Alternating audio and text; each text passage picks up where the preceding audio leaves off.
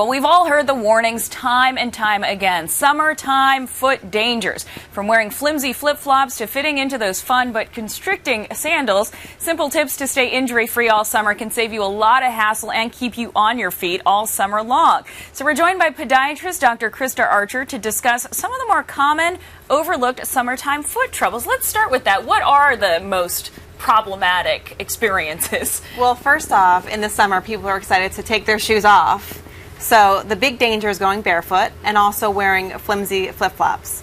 So I have an example here of flip-flops that you can wear. We'll get to that in a second, but first I want to go over what happens if you can go barefoot. Okay. Obvious dangers are sharp objects, splinters, hot surfaces. You want to be extra careful with hot surfaces. You don't expect them to burn, but even with your kids, super careful at the playground. And there's also allergic reactions? Allergic reactions, insect bites and stings. And then there's, of course, bacterial and fungal infections that can happen. So basically, don't go barefoot. So yeah, that's my advice to patients. Don't go barefoot. So the usual alternative for those of us that want to go barefoot is flip-flops. Flip-flops. But I understand that's not always the healthiest foot choice. The key is to pick the right flip-flop. Okay. All flip-flops are not created equal. Okay? Gotcha. Okay, so you have some examples. So some examples there if you want to grab that brown one. All right. Those are the Fit flops. And I've got 3 pairs of these, They're an amazing choice. Yeah. They're super comfortable. And if I can just show you, there's a deep heel cup, a nice arch, a wedge to protect the Achilles tendon, and extra shock absorption. Okay, and they're supportive for walking. I can walk for miles. Yes, they're very supportive. And for children, they have similar ones. And I just showed an too, example. They make them now for kids. What are these? These are flimsy flip-flops. Okay. I mean, I have these Havaianas, but what are these? That is just, I'm showing you, when you have a pair of flip-flops like this, you can add certain things like arches, toe protector, and a pad on the bottom of the foot to make them a little bit more comfortable. Okay. And a little bit more supportive. But these are good when you're walking around the pool, at the gym, stuff like that. But if you're really walking a lot, choose the Fit flops. Okay. Now, the other thing that people tend to do in the summer is they ratchet up their workouts. They go running outside. Are there certain things we should look out for? So you want to pick the right sneaker for your sport. Okay. So in the summer, people are going away on vacation. They're packing light. They pack one pair of sneakers.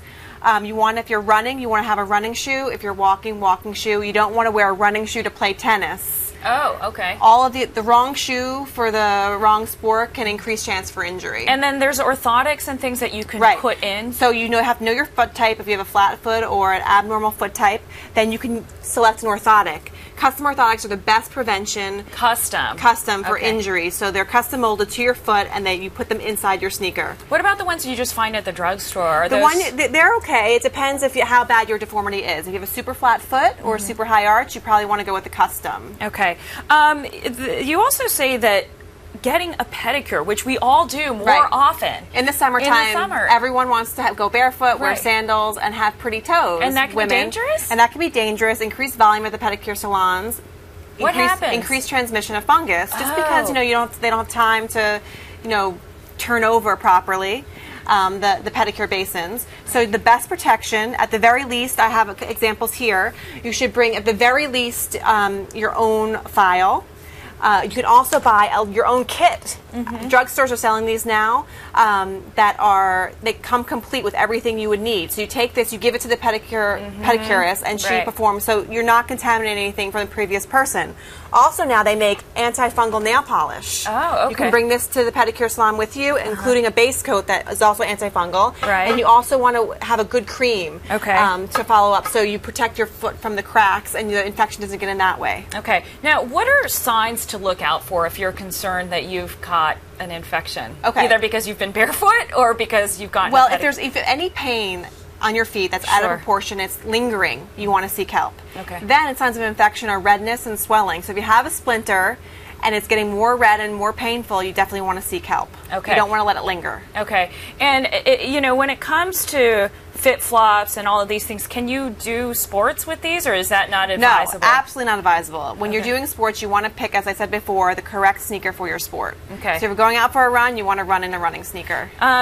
Self-treatment, are there things you can do or should you see a podiatrist right away? I don't recommend self-treatment because bathroom surgery, as I call it, people go into their bathrooms and they get their instruments that are not disinfected and not sterilized. What is this here that we have? Okay, so this is an antifungal foot powder that's great for sweat absorption. Okay. So when you're increasing your activities and going from sneakers to flip-flops and you're sweating a lot in sneakers, increased sweat causes blister formation.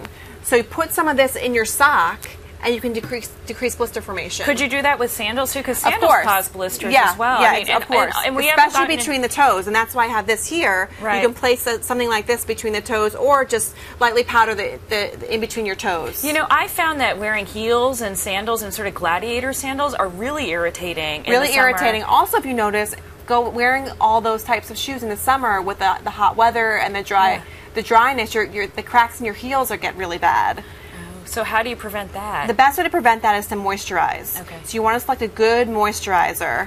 I actually have one here that I formulated that's naturally derived and has great ingredients to naturally repair the skin. So this is actually a product you came up with, and this is something that you would use every day? Every day. After a bath or before you put on your shoes? Both. Okay. Yeah, both. Great. So let's say you have a fissure in or like a crack, in other words, in the back of your heel.